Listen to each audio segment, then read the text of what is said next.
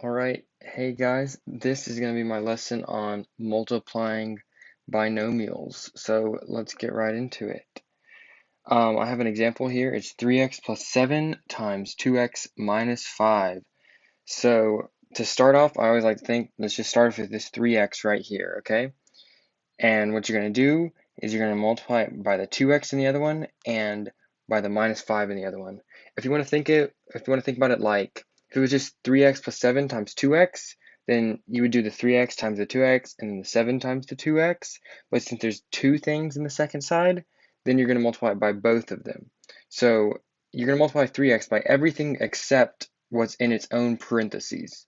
So when you do that, you're going to get 3x times 2x, and I'm just going to write it out long right now. When you get good at it, you're not going to have to worry about writing out 3x times 2x. You can just do that in your head, but I'm just going to write it out for now. And then we're going to multiply that 3x by the negative 5, or just the 5, and then there's a minus in between.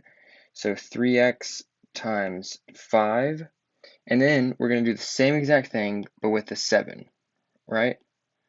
So we're going to multiply the 7 by the 2x, and then by the negative 5. So first we got plus, because of the plus, 7 times 2x, and then minus, because it's minus 5, 7 times 5. So once you simplify that out, we're going to do that real quick. 3x times 2x. Well, you know, when you multiply two things together like that, you're going to do the 3 times the 2, and then the x times the x. So 3 times 2 is just going to be 6, and the x times the x is going to be x squared. And then we can do it again with the 3x times 5. This one's easier because you're just going to do the 5 times the 3. So you keep the minus sign there, and the 5 times the 3 is 15. We've only got one x in there, so it's going to be 15x. And then 7 times 2x, that's just 7 times 2, which is 14, and then just the x. And then minus 7 times 5, which is 35. So this is pretty much done, but there's just one more thing you have to do real quick. You have to look at it and say, well, there's a minus 15x and a plus 14x. Since both of those are right beside x, you can combine them. So you can't combine things unless they have the same like x. Like if there was another x squared, we could combine it with the 6x squared. But since there's just one, we're just going to start out with 6x squared. And then when we combine the negative 15x and the plus 14x, we just get minus x. So that's just because negative 15 plus 14 is minus 1.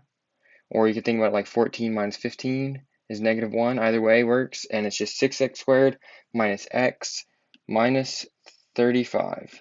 So that's all you have to do. That's your final answer. And if there were more terms in like the second side, you would just multiply them by each term. Like you would multiply the 3x by another term in the second side or something like that. So that's all you have to do. When you're multiplying binomials, all you have to think about is just separate it out exactly like that, and it's going to work for every single time. So that's pretty much all for multiplying binomials.